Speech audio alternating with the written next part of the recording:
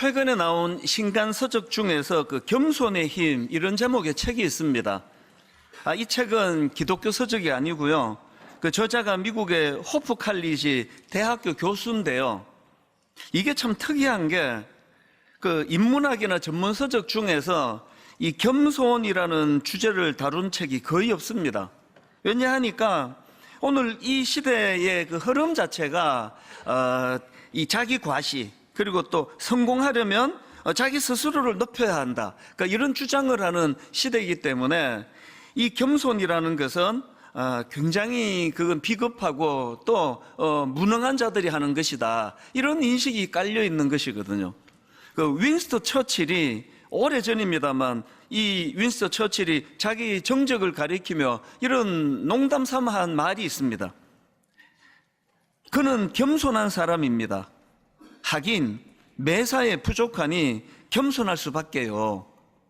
이게 그 농담 삼아 한 말이지만 지금 현대인들은 이런 그 윈스턴 처칠의 말을 그 진리처럼 받아들이는 거예요. 그래서 이 겸손 그 약한 자들이 하는 그 변명이고 초라한 모습이야. 그러니까 이런 생각을 하는 것이 대세다 보니까 인문학 서적이나 또 교수님들이 이런 주제에 글이 이게 재미가 없다는 걸 알기 때문에 잘 쓰지 않는 겁니다. 그래서 뭐 서점 한번 검색해 보세요. 겸손자 들어간 건 뭐 거의 대부분이 다 기독교 책이거든요. 그래서 제가 이 겸손의 힘이라는 이 책이 그 일반 대학 교수가 쓴 그 인문학 서적이라는 것이 되게 참 인상적이었고요.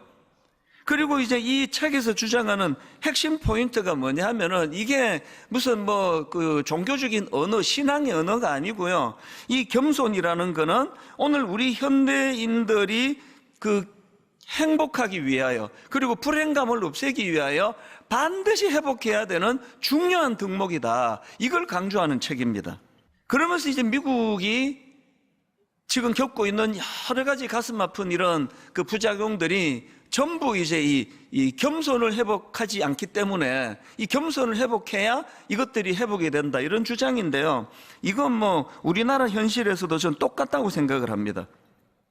이 책을 우리나라 말로 번역 출간한 출판사의 출판팀장의 강의를 들었더니 똑같은 주장을 하더라고요.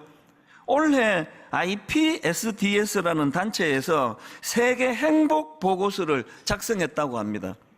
이 행복 보고서는 주요 국가 30개국을 대상으로 사람들이 얼마나 행복감을 느끼는가 이거에 대한 조사 내용인데요. 이 결과가 충격적입니다. 30개국을 대상으로 조사한 세계 행복 보고서에서 우리나라가 조사 대상 30개국 중에서 공동 꼴찌 29위였다는 겁니다. 왜 현대인들은 이렇게 행복감을 느끼지 못하고 스스로에 대해서 불행하다고 생각하는 사람이 이렇게 많은가? 최근에 나온 그 책에서 주장하는 건 이 모든 문제들이 현대인들이 갖고 있는 자존감을 너무 높여놓았기 때문에 그렇다. 그렇게 분석을 하더라고요. 90년대부터 나온 심리학 논문이나 연구 결과들이 이 자존감을 엄청 중요하게 생각하고 이건 뭐 무슨 뭐 모든 문제 해결의 마스터 키처럼 뭐 대인관계에 문제가 있습니다. 자존감을 높여야 됩니다. 뭐 이런 문제가 있습니다. 자존감을 높여야 해결이 됩니다. 그래서 이 자존감이 현대인들에게 굉장히 중요한 그런 어떤 도구가 돼버렸는데요. 그래서 이제 이 자존감이 너무나 스스로에게 그렇게 기대감이 높아져 있다 보니까 부작용이 이제 이렇게 일어나는 겁니다. 예를 들면은 인터넷, 소셜 미디어 등에서 영향력 있게 활동하는 사람을 인플루언서라 그러지 않습니까? 그런데 많은 사람들이 이렇게 그 인터넷, 소셜 미디어 등에서 영향력을 미치는 그런 사람들을 보면서 우울해진다는 거예요. 불행감을 느낀다는 겁니다. 왜? 나도 이렇게 자존감이 높은 사람인데, 나도 굉장히 가치가 있는 사람인데, 왜 저 사람처럼 영향력 있는 사람으로 난 살지 못하는가? 이게 그렇게 우울하게 만든다는 거죠. 그리고 뭐 이런 데서 오는 부작용이요. 자기 스스로를 다른 사람들에 비해서 너무나 높게 자기 존재감을 끌어올려 놨기 때문에 이제 누가 자기 자신에 대하여 뭐 부정적인 이야기 하는 거, 또 자신에 대한 긍정적인 시각에 방해되는 목소리 다 차단시켜 버리는 거죠. 그리고는 이제 비슷한 공감해주는 사람들끼리 이제 그룹을 만드는 이 심화 현상이 점점 이제 깊어간다는 거거든요. 그러다가 보니까 이제는 내가 이렇게 높은 존재다, 난 가치 있는 존재다, 이걸 드러내기 위해서 어떻게 해야 됩니까? 자기보다 앞서는 사람을 끌어내리는 거죠. 계속 막 가짜 뉴스를 만들어서라도 막 끌어내리고, 그래서 상대방을 무시하고 폄하하고, 이런 일들이 지금 뭐 전 세계적인 지금 흐름인 것 같다, 뭐 그런 내용입니다. 이게 바로 사람들에게 만족감을 주기고 또 행복감을 주기고 그 불행감을 지금 이것을 이제 점점 더 가중되게 만든다. 그 인문학 심리학 교수가 쓴 책에서 강조하는 핵심 내용입니다. 그렇기 때문에 이분이 주장하는 게, 오늘 우리 현대인들이 행복감을 되찾기 위해서는 겸손해야 된다. 이게 딱 성경이 주장하는 그 내용을 그 책에서 주장하더라고요. 그러면서 이 현대인들이 회복해야 될 겸손이 4종류가 있는데 4종류의 겸손을 우리가 회복해야 된다. 첫 번째 회복해야 되는 겸손은 관계적 겸손이라는 거예요. 내면이 뭐 아무리 겸손하다 하더라도 그 겸손이 상대방과의 대화 속에, 상대방과의 관계 속에서 그 겸손이 드러나야 된다. 이게 관계적 겸손이고요. 그런가 하면 두 번째로 회복해야 될 겸손이 지적인 겸손이래요. 이 지적인 겸손은 한마디로 말하면 이겁니다. 나도 틀릴 수 있다, 이걸 받아들이는 게 그게 지적인 겸손이래요. 사실 여러분이 지적인 겸손이 없는 사람, 자기는 절대 틀릴 생각 안 한다, 이런 생각으로 꽉 차 있는 사람이 주변에 있으면요, 정말 골치 아픕니다. 막 대화가 안 돼요. 근데 여러분, 이런 지적인 겸손이 없는 그 사람이 여러분의 남편이라면요, 그 사람이 여러분 아내라면요, 속 터지는 거죠. 막 뭔 얘기를 해도 당신이 틀렸지, 뭔 주장을 해도 내 생각은 틀리지 않아. 이게 뭐 부부싸움의 원인 아닙니까? 뭐 예를 들어서 뭐 요새 뭐 건강 비결, 뭐 가습기 사용, 뭐 이게 어떻게 해야 되고 저떻게 해야 되고 그러면은 막 항상 그 30년 전에 자기가 갖고 있는 그 생각을 계속 강조하는 거죠. 그 우기고 싸울 필요 없어요, 요새는요. 그래서 자꾸 쓸데없는 거 우기면 막 찾아가지고 보여주시면 돼. 이거 보라고요. 어떤 경우라도 내 생각은 틀리지 않아, 나는 틀릴 사람이 아니야, 이런 생각으로 꽉 차 있는 자기 중심의 사람이, 이게 회복돼야 되는 게 겸손이에요. 이게 안 되니까 대인관계 끊어지죠. 누가 그런 사람하고 대화하는 걸 좋아하겠냐고요. 그런가 하면 우리가 회복해야 될 세 번째 겸손이 있는데, 이게 문화적 겸손입니다. 이 문화적 겸손이란 한마디로 말하면 모든 사람에게는 세상을 보는 방식이 다 다르다, 저마다의 방식이 있다, 이걸 인정하는 게 겸손이에요. 그리고 마지막 네 번째가 뭐 목사니까 저는 이게 제일 중요하다 생각하는데요, 실존적인 겸손이 있대요. 이건 자연의 힘, 또 우주 질서, 또 초월적 대상, 이런 걸 떠올릴 때 갖게 되는 겸손이라는 겁니다. 그러면서요, 이 겸손의 힘이라는 교수님이 쓴 이 책의 맨 마지막에 이 교수님이 경험한 것들을 이제 마지막으로 거기서 기록해 놨더라고요. 이분이 아이슬란드 여행을 하는데 이제 부부가 같이 갔습니다. 그래서 이제 오로라, 새벽에 이제 막 피곤해 쩌는 상황인데 이 오로라를 보려고 반신반의하면서 이게 지금 볼 수 있을까? 그렇게 하고 갔는데 그 새벽에 한 2시 넘어선가 그 시간에 이 부부가 갑자기 휘몰아치는 오로라를 본 거예요. 이 오로라가 초록, 파랑, 노랑, 보라, 이 변화무쌍한 빛의 띠에 휩싸여가지고 소용돌이 치는데, 막 이분이 그 공포감을 느낄 정도로 막 그 오로라에 막 휘몰아치는 거기에 막 하늘에 휘말려 빨려들 것 같은 그런 그 절대적인 위압감을 느낀 겁니다. 그 아름답고 장엄한 풍경 앞에서 이 교수님이 자기가 그런 글을 쓰더라고요. 그걸 경험한 이후로 내가 겸손해졌다.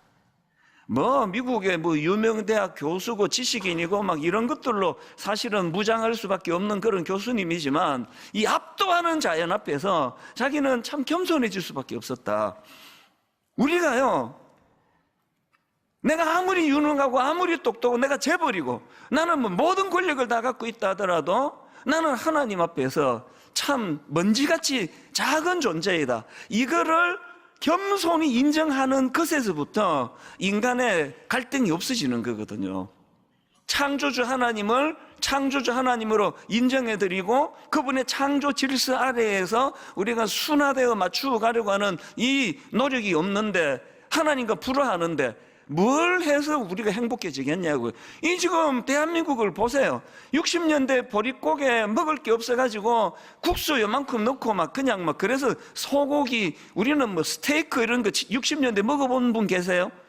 소고기 반건 사가지고 막 가마솥에다 끓여가지고, 이게 이름은 소고기국인데 소고기가 없어요. 그게 우리 유행어가 이겁니다. 오늘 엄마가 소고기국이다 그러면 그것도 소가 장화 신고 지나간 그 국 말하는 거죠. 그게 우리 시대 하던 농담이에요. 그렇게 찢어지게 가난하던 시절에 지금 막 배 터지게 먹고 막 세계에 이렇게 경제 강국이라는 소리를 듣고 살아가는데, 만약에 이게 그런 결핍이 채워져서 행복해진다면 어떻게 오늘 우리 대한민국이 30개국 조사 중에 공동 꼴찌 29위에 불행한 나라가 될 수 있겠냐고요. 이 모든 것들이 저는 실존적 겸손이 없이는 회복이 될 수 없는 거라고 생각하거든요. 제가 오늘 본문을 묵상하는데 이 책이 제게 굉장히 큰 도움을 줬기 때문에 제가 이걸 이렇게 길게 설명을 드리는데요, 오늘 제가 드린 이 서두에 드린 이 말씀 내용을 오늘 본문에 한번 적용할 수 있다고 생각합니다. 오늘 본문은 유명한 말씀이에요. 예수님께서 두로와 시돈 지방으로 들어가시는데 한 여자가 달려와서 막 소리를 지릅니다. 그게 오늘 본문 마태복음 15장 21절 22절입니다.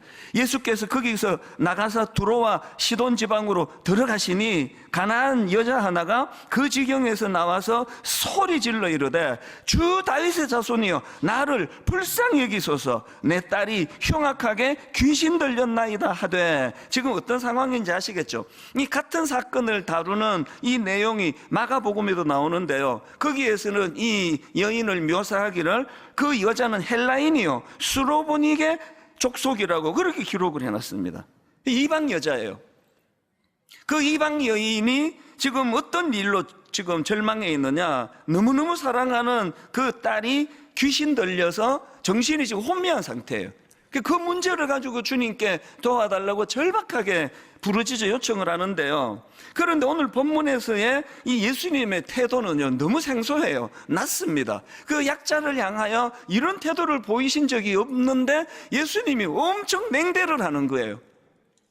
그리고 이게 아주 그 진라전 유대인들이라는 그런 언어를 사용하면서 막 그를 이제 막 함부로 막 대하시거든요.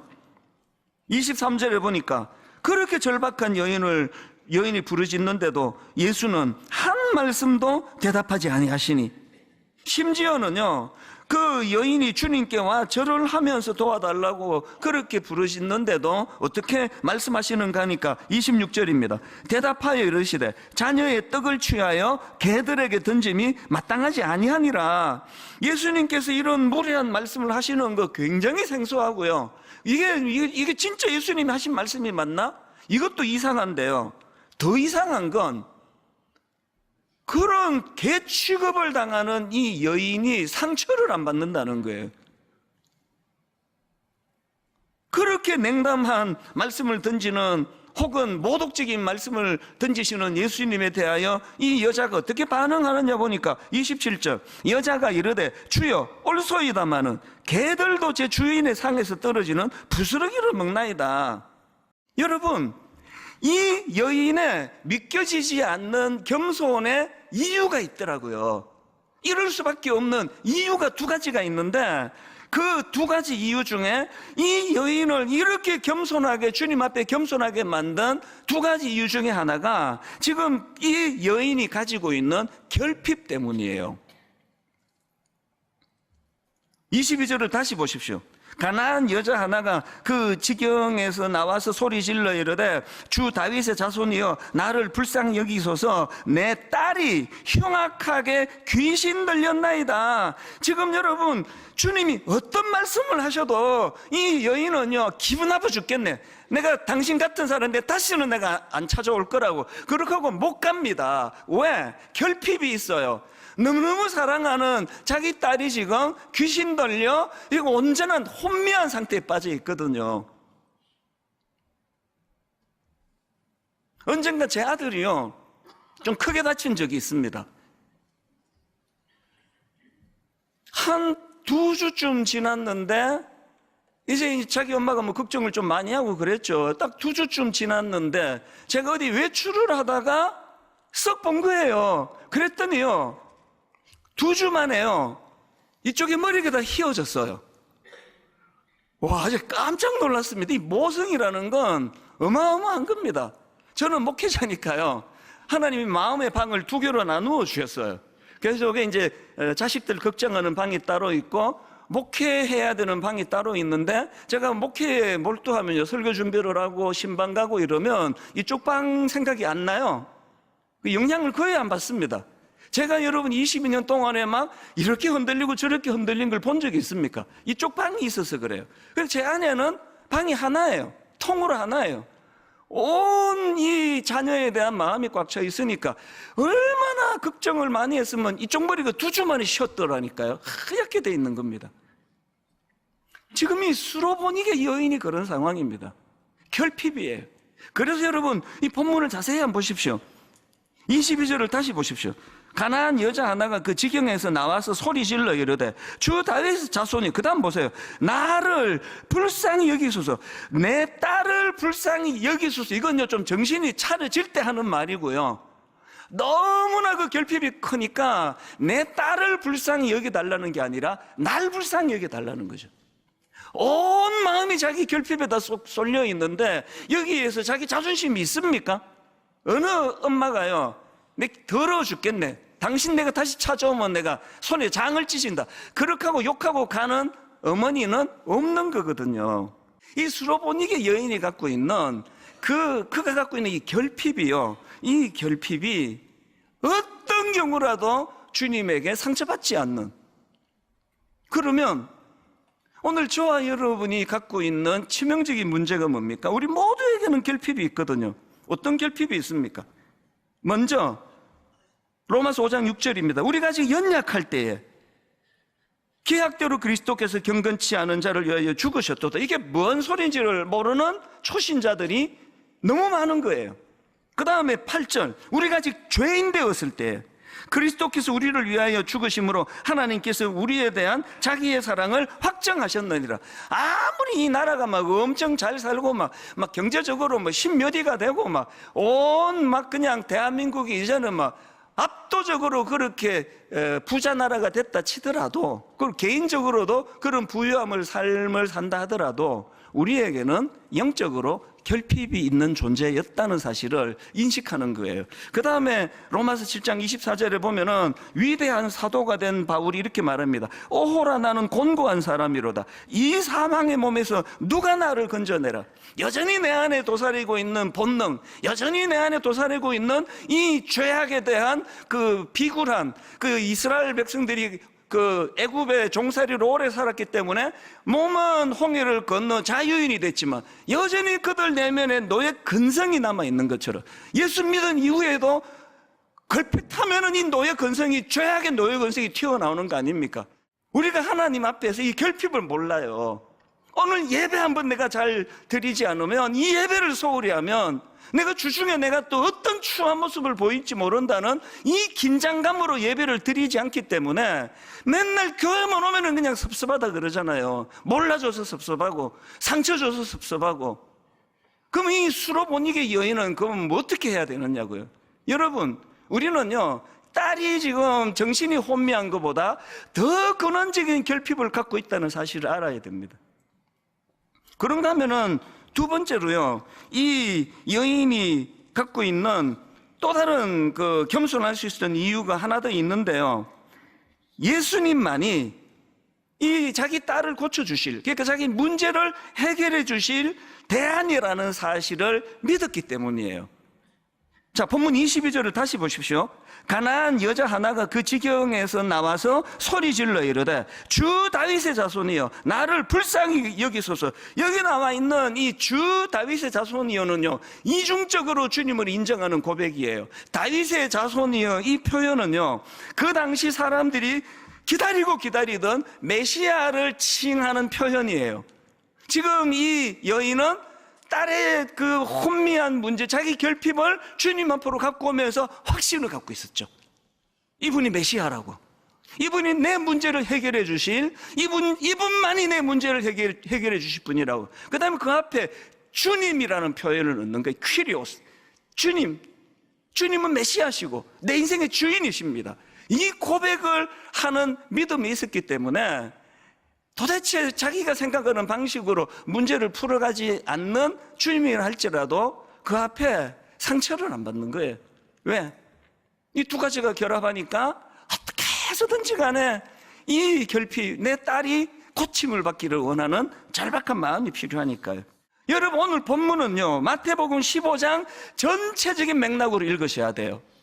아니, 마태복음 15장 앞에 어떤 게 있는데요? 그게 누가 등장하는데요? 자, 보십시오. 마태복음 15장 1절 2절. 그때의 바리새인과 서기관들이 예루살렘으로부터 예수께 나와 이르되 당신의 제자들이 어찌하여 장로들의 전통을 범하나이까? 떡 먹을 때에 손을 씻지 아니하나이까? 지금 여기 나오는 서기관과 바리새인들이 가지고 있는 문제가 뭡니까? 그 책에서 말한 실존적 겸손이 없는 거예요.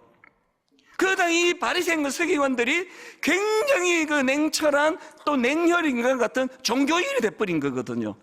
아까 그 겸손이라는 책에서 우리가 아까 배웠잖아요. 자기를 이만큼 높은 데다 두니까 전부 눈 아래로 보이는 거죠. 뭐 예수님 제자들도 저것들이 또 딴 사람 하여튼 내 저것들 보니까 내가 한심해서. 이런 맥락에서 제가 이번에 너무나 놀라운 걸 깨달았는데요, 어떤 의미에서는 이 여인이 주님 앞에 무릎을 꿇고 이중적으로 주님은 메시아시고 주님은 내 주인이시라는 그 고백 속에서 이 여인의 믿음을 주님이 보셨잖아요. 그래서 어떻게 생각하면요, 예수님께서는 이 27절에서의 여인의 고백을 지금 유도하고 계시는 느낌인 거예요. 그 믿음을 통해 이 고백을 끄집어내시는 거예요. 그래서 개 이야기도 나오고, 그 당시 유대인들의 언어를 막 사용하시는데요, 그 27절의 고백을 다시 한번 들어보세요. 여자가 이르되 주여 올소이다마는 개들도 제 주인의 상에서 떨어지는 부스러기를 먹나이다. 지금 예수님께서 이건 이제 천국 가서 물어봐야 되지만 추측인 거죠. 예수님이 이 여인이 이렇게 대답하도록 유도하고 계시는 느낌인 거예요. 왜 이렇게 대답하기를 유도하셨을까요? 두 종류의 사람에게 들려주기 위하여. 한 종류는 그 당시 바리새인과 서기관들, 주님을 향한 실존적 겸손이라고는 약에 쓰려고 해도 없던 교만이 머리 끝까지 가 있는 그 사람들을 향하여 이 여인의 고백을 들려주고 싶었던 거죠. 너 들었니? 이 교만한 바리새인, 너 들었니? 그리고 또 한 부류에게 이 말씀을 들려주기를 원하셨다고 생각하는데 그게 저와 여러분이에요. 2000년이 지난 지금까지 주님은 이 수로보니게 여인의 고백을 너무나 중요한 지침으로 우리에게 들려주고 계시잖아요. 그래서 여러분, 바른 예배를 회복한다는 것은요, 지각하지 않는 것도 중요하지만 자기를 지나치게 높이려는 우리 자아를 깨트리는 것에서부터 시작이 돼요.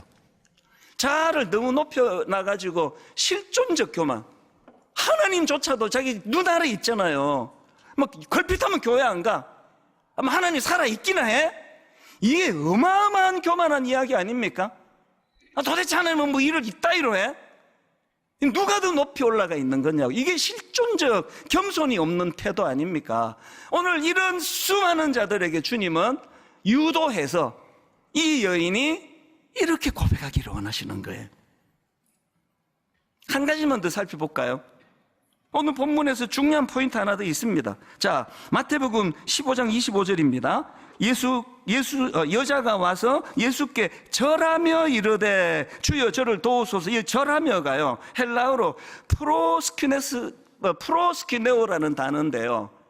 이 단어는 기본적으로 엎드리다, 무릎을 꿇다 이런 뜻인데, 성경에서는 이 단어를요, 경배하다, 예배하다 이렇게 사용하고 있습니다. 같은 단어가 나오는 몇 군데를 제가 찾아봐 드릴게요. 예수님 이 땅에 오실 때 동방 박사들이 예수님을 찾아서 경배하지 않습니까? 그게 마태복음 2장 2절입니다. 유대인의 왕으로 나신 이가 어디 계시냐? 우리가 동방에서 그의 별을 보고 그에게 경배하러 왔노라. 놀랍게도 이 경배하다, 이게 프로스키네오예요. 그 여자가 보여주는.